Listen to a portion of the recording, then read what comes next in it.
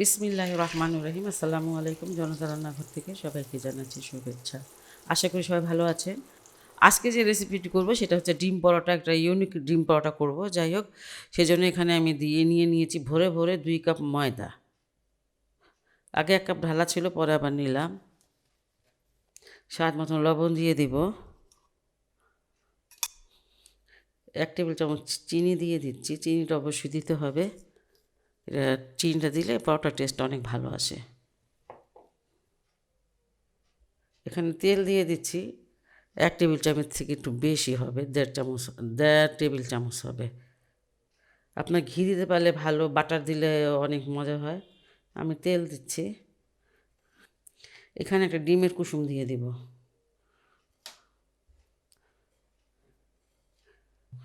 এখানে তেল, চিনি আর ডিমের কুসুম, লবণ সব ভালো করে মানে এইভাবে ডলে ডলে মাখিয়ে নিতে হবে ময়দার সাথে। আর মাখাতে মাখাতে যখন দেখবেন প্রায় 3-4 মিনিট একটু মাখিয়ে নেবেন, তারপর যে দেখবেন যে একা একাই এরকম হয়ে যাচ্ছে, দলা হয়ে যাচ্ছে।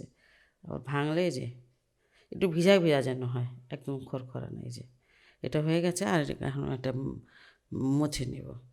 শীতের দিন হলে হালকা কুসুম গরম পানি দিতে পারেন, নর্মাল পানিটা অল্প অল্প মিশাবে, ডোটা খুব নরম হবে না।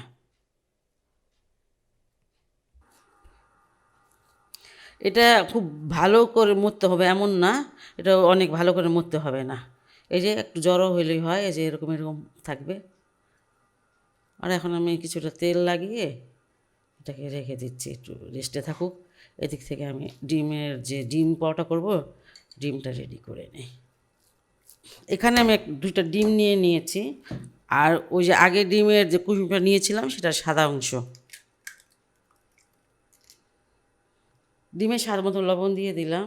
1 চুটকি দিয়ে দিলাম গরম মশলা। কিছুটা ধনিয়া পাতা দিয়ে দিব, পছন্দ অনুসারে দিয়েন।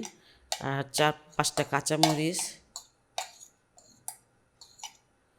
আর এখানে একটা পেঁয়াজ, একটু বড় দেখে একটা পেঁয়াজ। খুব ভালো করে মিশিয়ে নিতে হবে ডিমের সাথে। ময়দাটা সেট হয়ে গেছে পরোটা বানানোর জন্য।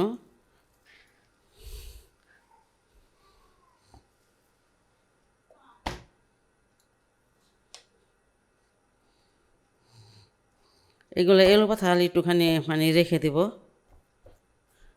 এরকম 2-3 বার করলেই হবে।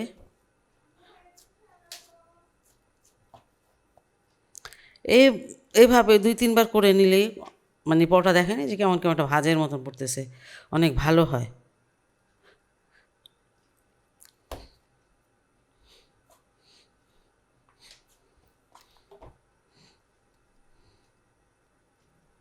দুই ভাগে ভাগ করে নিব আমি।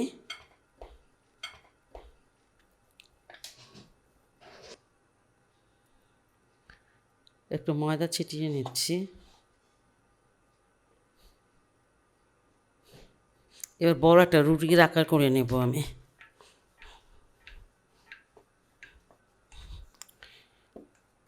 রুটিটাকে আমি অনেক বড় করে বানিয়ে নিয়েছি, আমার এখানে যতটুকু জায়গা আছে।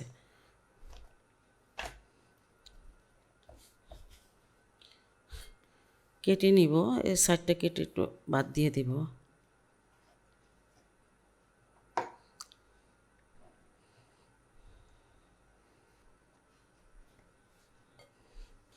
তেল দিয়ে দিচ্ছি। এই কাজটা ব্রাশ দিয়ে করতে পারেন। উপর থেকে এই যে আপনারা দেখতে পাচ্ছেন ময়দাটা একটু ছিটিয়ে নিচ্ছি যাতে লেয়ারগুলো ভালো দেখা যায়, সেই জন্য। এবার আমি এই যে এইভাবে আপনি ভাঁজ করে এখানে আমি একটুখানি তেল দিয়ে নিব। এটাকে এইভাবে মুড়ে নিব, তারপর পরোটা বানিয়ে নিব। ঠিক আছে?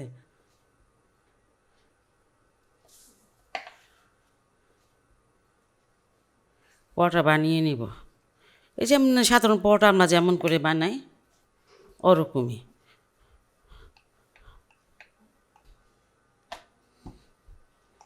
এই যে এইভাবে পরোটাটা এই যে পরোটাটা হয়ে গেল, অনেক বেশি বড় করা যাবে না, এতটুকু করলেই হবে।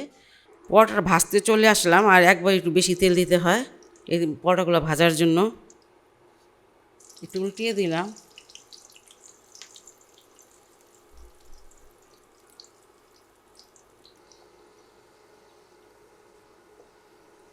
এই যে এইভাবে ছিদ্র করে নিতে নিতে হবে, আর তারপর ডিম দিয়ে দিতে হবে।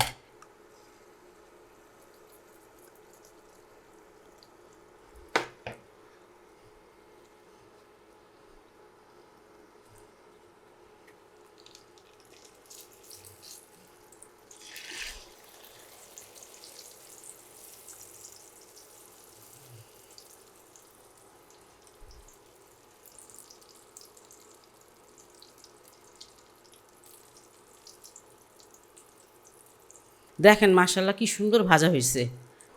শীতের মধ্যে ডিনারে এই মানে পরোটা ডিম পরোটা অনেক অনেক অনেক ভালো লাগে।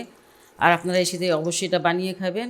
খুবই সহজ, ঘরে যা থাকে সেটা দিয়ে হয়ে যায়। যাই হোক, বাসা আপনারা ট্রাই করবেন, যদি ভালো লাগে তাহলে চ্যানেলকে অবশ্যই লাইক কমেন্ট সাবস্ক্রাইব করবেন। ভালো থাকুন, সুস্থ থাকুন, নিরাপদে থাকুন, এই দোয়া করি। আল্লাহ হাফেজ।